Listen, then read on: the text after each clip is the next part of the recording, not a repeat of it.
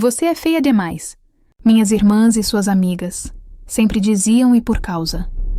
Disso eu escondi meu rosto por anos, mas o que ela não esperava era que seu namorado me ajudaria a aparecer em uma capa de revista.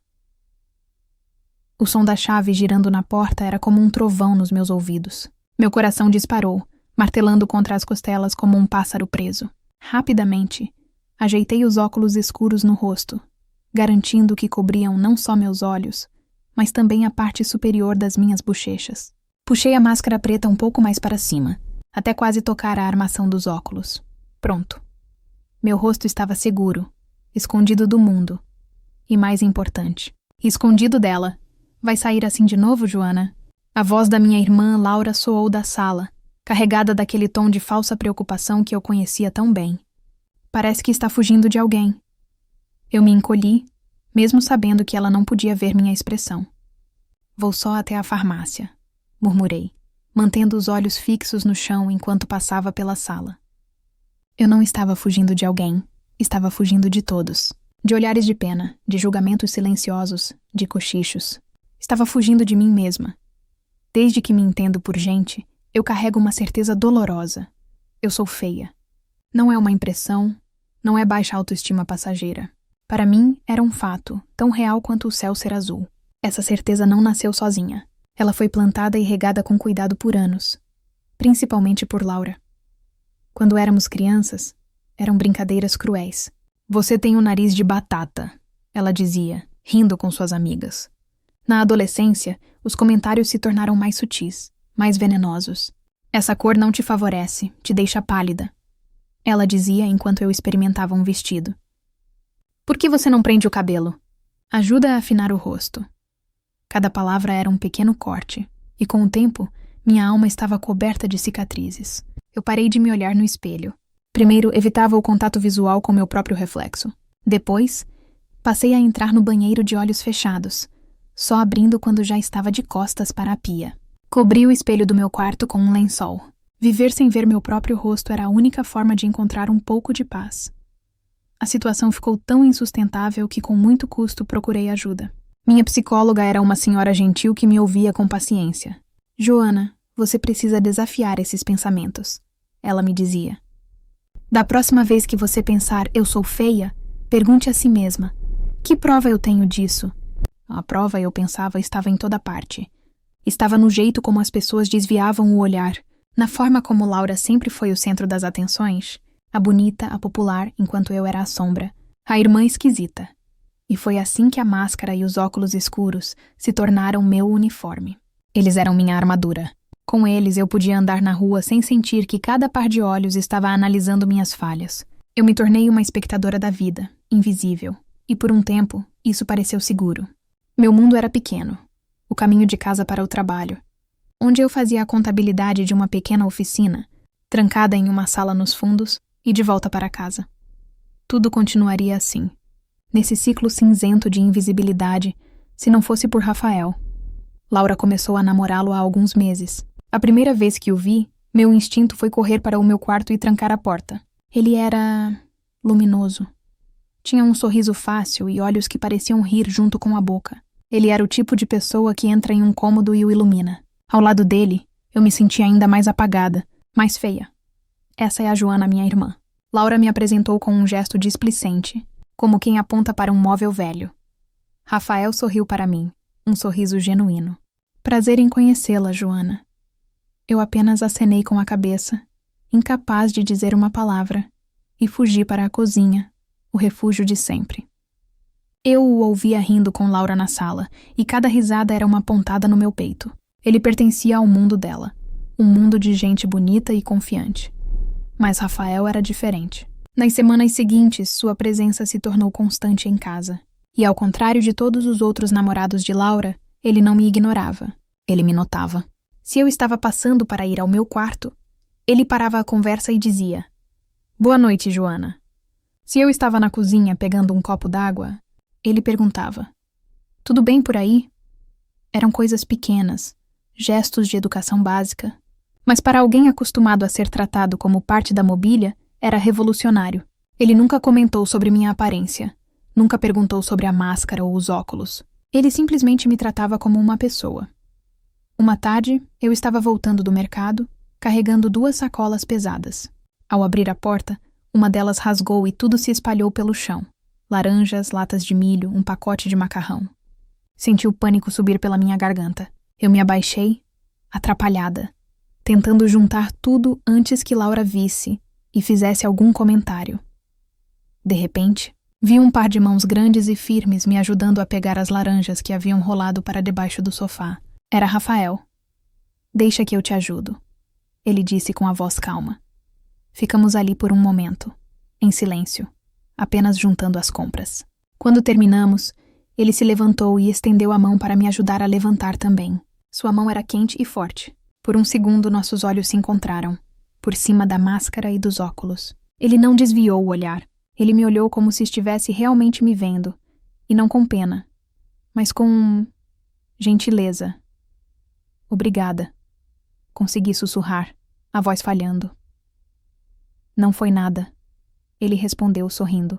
"Para que servem os amigos, não é?" Amigos.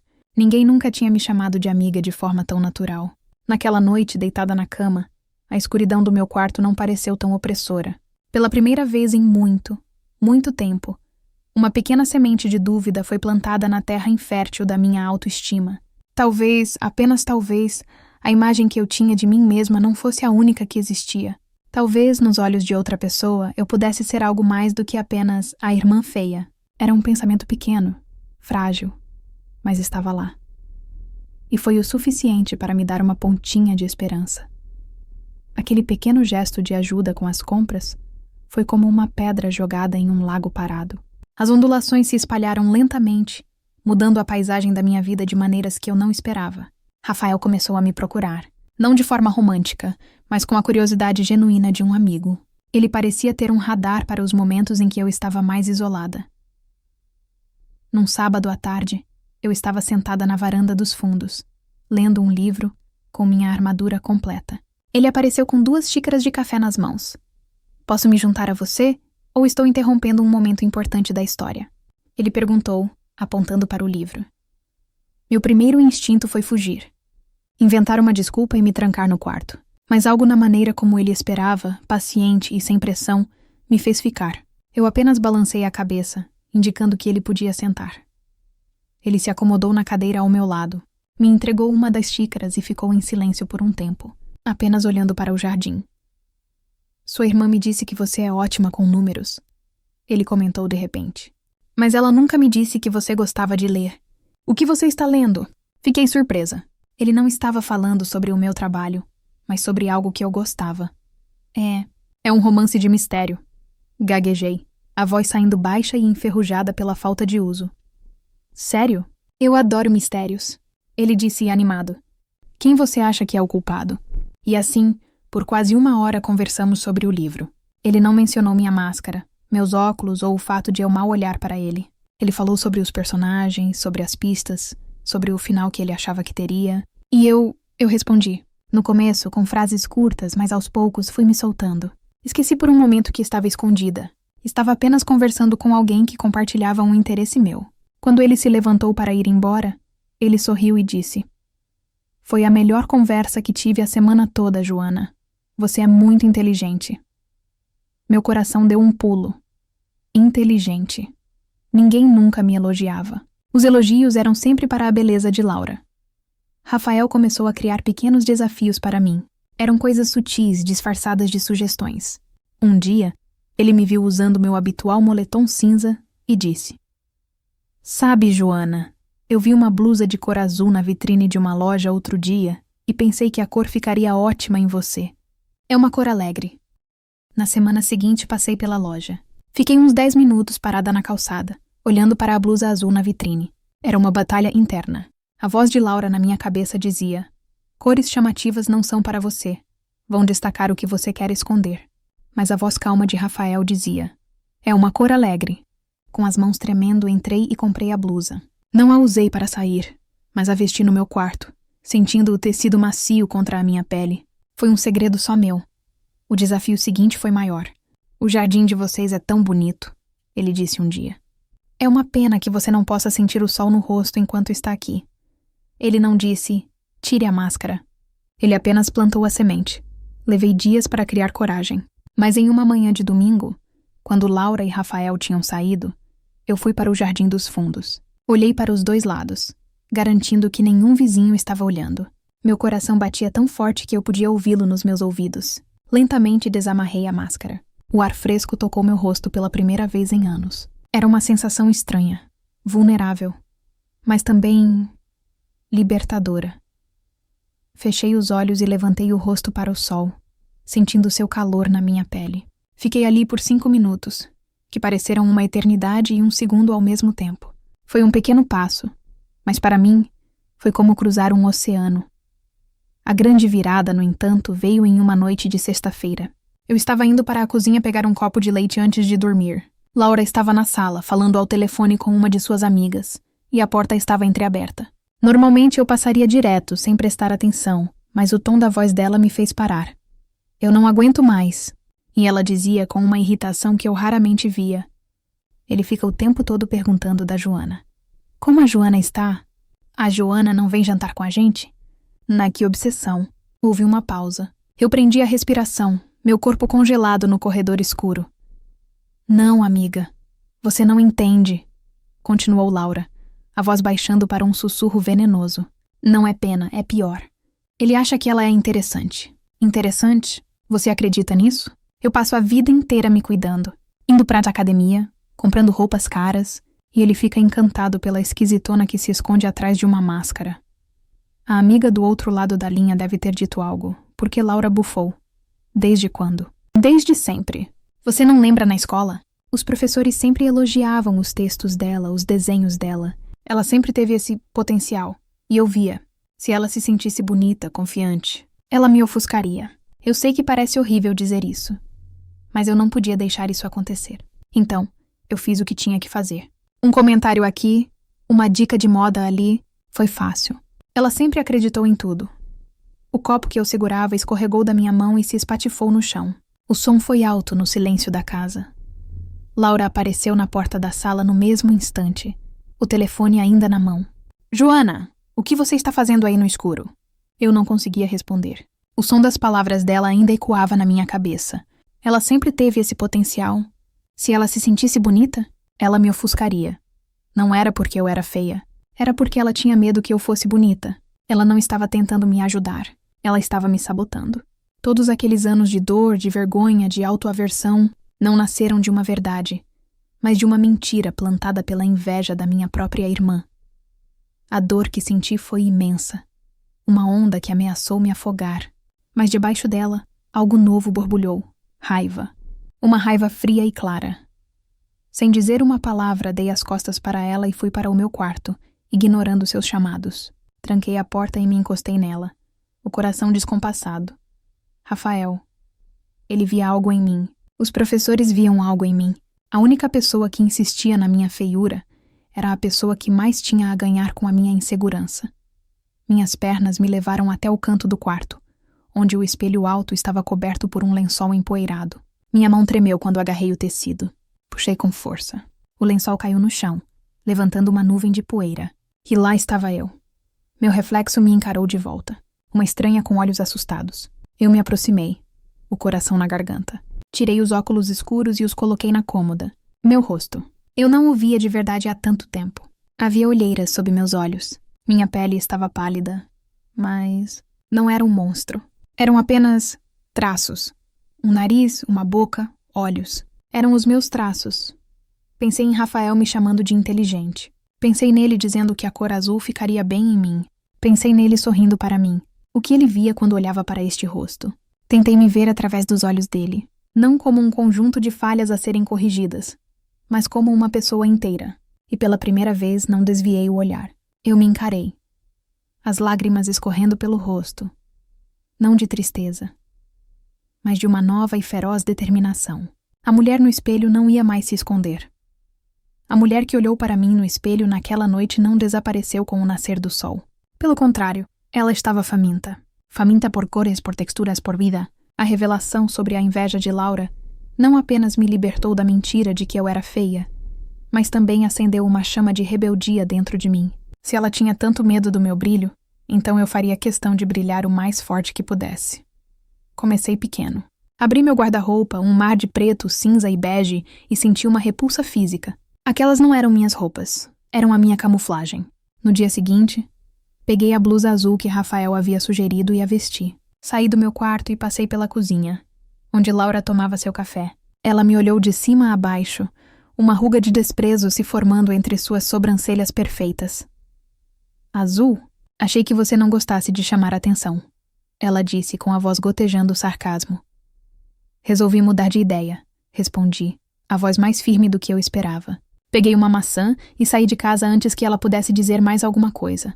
Aquele pequeno ato de desafio me deu uma onda de poder. No fim de semana, fiz algo que nunca imaginei ser capaz. Entrei em um shopping, não para ir ao cinema ou encontrar alguém, mas para ir às lojas de roupas, sozinha. Foi aterrorizante. Cada vitrine parecia um palco, e eu me sentia exposta. Mas eu continuei andando. Entrei em uma loja e comecei a tocar nos tecidos. Um vestido estampado, uma jaqueta colorida, uma calça com um corte diferente. Uma vendedora simpática se aproximou. Procurando algo especial? Eu não sei, admiti. Quero tentar algo novo. Ela sorriu. Você veio ao lugar certo. Passei 2 horas no provador. Experimentei peças que a antiga Joana jamais tocaria. Muitas não ficaram boas, mas algumas me fizeram parar e olhar. Um vestido verde que realçava a cor dos meus olhos. Uma calça de cintura alta que me fazia parecer mais alta. Pela primeira vez, eu não estava procurando roupas para me esconder, mas para me expressar. A maquiagem foi o passo seguinte. Assisti a dezenas de tutoriais na internet. Aprendi a passar base, a corrigir as olheiras que por tanto tempo odiei, a aplicar um batom que fazia minha boca parecer mais viva. Não era para me transformar em outra pessoa, mas para realçar a pessoa que sempre esteve ali, enterrada sob camadas de insegurança. Rafael foi quem mais notou a mudança.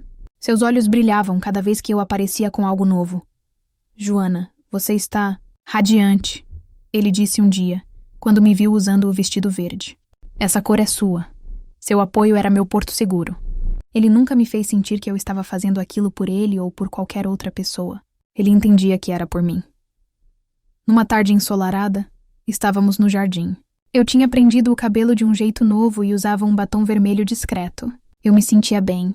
Rafael estava com sua câmera, fotografando as flores. Sabe, Joana, ele começou, um pouco hesitante. Eu sou só um amador, mas eu vejo uma luz em você agora, uma força. Você me daria a honra de tentar capturar isso em uma foto? Meu estômago gelou. Uma foto? Ser fotografada era um dos meus maiores medos. Significava ser vista, analisada, congelada no tempo para que todos pudessem apontar minhas falhas. Vendo meu pânico, ele rapidamente acrescentou. Não precisa ser nada demais. Só alguns retratos aqui no jardim. Se você não gostar de nenhuma, a gente apaga tudo, prometo. É só entre nós. Olhei para ele, para o amigo que me viu quando eu era invisível. Ele não queria me expor. Ele queria celebrar minha jornada. Respirei fundo. Tudo bem, eu disse. Foi estranho no começo. Eu me sentia dura, desajeitada. Relaxe os ombros, ele dizia gentilmente. Pense em algo que te faz feliz. Eu pensei na sensação do sol no meu rosto. Pensei na minha primeira blusa azul. Pensei na descoberta de que eu não era o que minha irmã dizia que eu era. E sem perceber eu sorri. Um sorriso de verdade, que veio de dentro. Clique. O som do obturador da câmera ecoou no silêncio. No dia seguinte, ele me mostrou as fotos. Eu mal me reconheci. A mulher na foto não estava se escondendo. Seus olhos brilhavam. Seu sorriso era genuíno. Havia uma paz em sua expressão que eu nunca pensei ser possível para mim. Uma foto em particular me prendeu. Eu estava rindo com a cabeça levemente inclinada para trás, a luz do sol filtrando pelas folhas das árvores e criando um halo ao redor do meu cabelo. Essa é a minha favorita, disse Rafael. Ela mostra quem você realmente é. Você se importa se eu postar no meu perfil? Eu adoraria escrever sobre a beleza da superação. Acho que sua história pode inspirar muita gente. Hesitei por um segundo, mas olhei para a foto novamente. Aquela mulher não tinha medo. Pode postar, respondi. Ele postou com uma legenda simples. A beleza não é sobre perfeição. É sobre a coragem de ser você mesmo. Orgulhoso da jornada da minha incrível amiga, eu não esperava nada. Achei que alguns amigos dele iriam curtir e só. Mas eu estava errada. A foto começou a ser compartilhada. Primeiro por dezenas, depois centenas, depois milhares de pessoas. Os comentários eram uma avalanche de positividade. Que mulher linda! E sua história me emocionou. Precisamos de mais beleza real como essa. 2 dias depois, Rafael me ligou, a voz dele tremendo de excitação. Joana, você não vai acreditar. Você está sentada? Estou. O que aconteceu? Uma editora, de uma das maiores revistas do país. Ela viu a foto. Eles estão fazendo uma edição especial sobre histórias inspiradoras, sobre mulheres reais. Joana, eles querem que você seja a capa. O telefone quase caiu da minha mão. Capa de revista? Eu? A garota que usava máscara para ir à farmácia? Parecia uma piada, um sonho do qual eu acordaria a qualquer momento. Isso é impossível, sussurrei. É real, Joana. É tudo real! Eles querem conhecer você, ouvir sua história. A alegria que senti foi tão intensa que me deixou sem ar.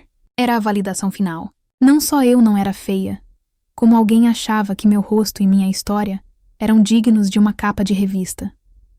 Corri para a sala para contar para a minha mãe, mas encontrei Laura no sofá, olhando para o celular com uma expressão sombria. Ela levantou os olhos para mim, e neles não havia surpresa, apenas um ressentimento frio e cortante. Ela já sabia. Ela tinha visto o post, os compartilhamentos, a explosão de atenção que eu estava recebendo. Ela não disse parabéns. Ela não disse nada. Apenas me olhou. E naquele olhar eu vi a mesma inveja que ouvi em sua voz naquela noite ao telefone, agora 1000 vezes mais forte. Ela se levantou e foi para o quarto batendo a porta. Naquele silêncio pesado que ficou para trás, eu soube que aquilo não tinha acabado. Para ela, a guerra estava apenas começando. Os dias que antecederam a sessão de fotos foram os mais estranhos da minha vida. Eu vivia em 2 mundos paralelos. Fora de casa, eu era a garota da foto viral, a futura capa de revista. Recebia e-mails da produção, falava com a editora-chefe, uma mulher chamada Helena, que me tratava com um carinho e um entusiasmo contagiantes. Eu me sentia flutuando, cheia de uma alegria ansiosa, mas dentro de casa o ar era pesado, gelado. Laura mal falava comigo. Ela se movia pelos cômodos como um fantasma raivoso, seus olhos me seguindo com uma hostilidade que me dava calafrios. Rafael, sentindo a tensão, parou de vir com tanta frequência, preferindo me encontrar para um café ou uma caminhada no parque, longe da negatividade que emanava da minha irmã. A noite antes da sessão de fotos, eu mal consegui dormir. Revirava na cama, metade de mim exultante, a outra metade aterrorizada. E se eu não conseguisse? E se as luzes e as câmeras me fizessem encolher e voltar a ser a garota invisível? Adormeci por volta das 3 da manhã. Um sono agitado e cheio de sonhos confusos. Acordei com o som do meu celular tocando insistentemente na mesa de cabeceira. Era um número desconhecido. Atendi, a voz ainda rouca de sono. Joana? É a Helena, da revista. Meu coração gelou. A voz dela não tinha o tom animado de sempre. Era séria, quase solene. Aconteceu alguma coisa? Perguntei, sentando-me na cama. Houve uma pausa do outro lado da linha. Joana, recebemos um e-mail anônimo esta manhã. Ele continha algumas fotos suas, fotos antigas.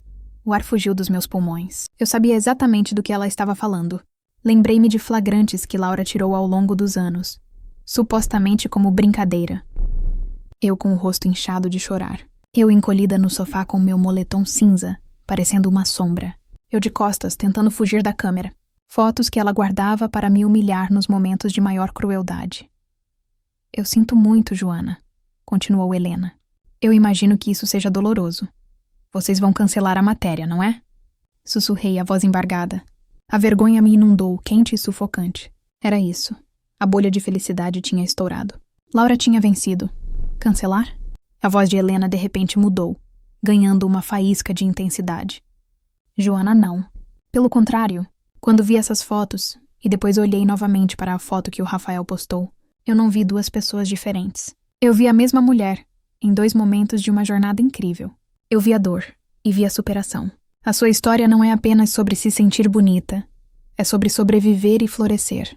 E essa tentativa de sabotagem, isso só torna a sua história ainda mais poderosa. Eu fiquei em silêncio, tentando processar o que ela estava dizendo. Eu tenho uma proposta, disse Helena. Nós não vamos ignorar isso. Quero que você venha hoje, faça as fotos, e na entrevista quero que conte tudo. A história por trás da máscara, a verdade sobre o que te levou a se esconder e a força que você precisou para sair da sombra.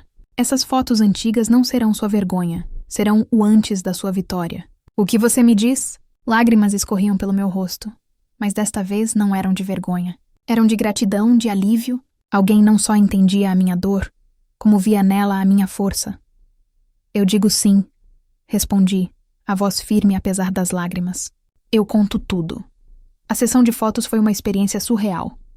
As luzes eram fortes, a equipe era grande, mas eu não senti medo. Durante a maquiagem e o cabelo, eu olhava para o meu reflexo e via a mulher da foto de Rafael, mas também via a garota assustada das fotos de Laura. E pela primeira vez, senti compaixão por ela. Ela não era fraca. Ela era uma sobrevivente.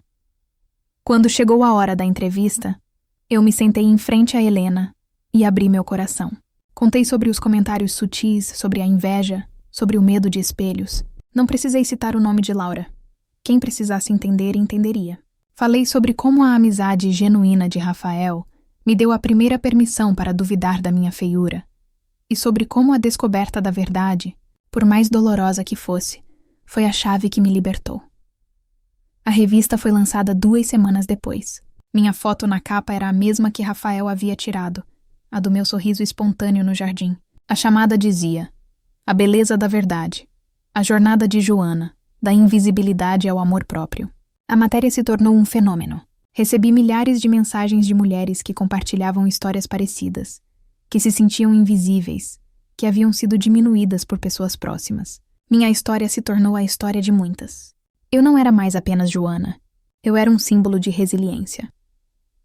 A primeira coisa que Rafael fez ao ver a revista foi ir até minha casa. Laura não estava. Ele me abraçou forte. Eu terminei com ela, ele disse baixinho.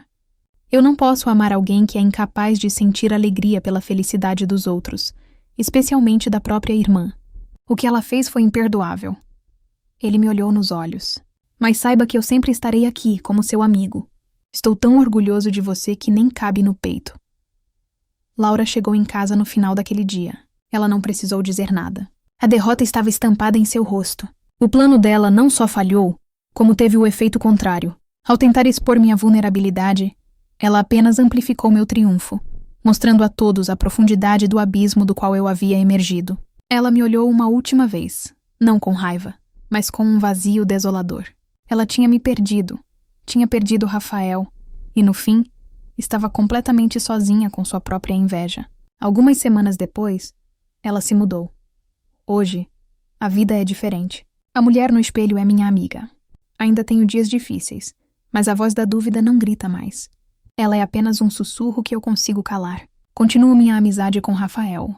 Uma amizade pura e forte, construída sobre respeito e carinho. Comecei a receber propostas para falar sobre minha jornada, para compartilhar minha experiência.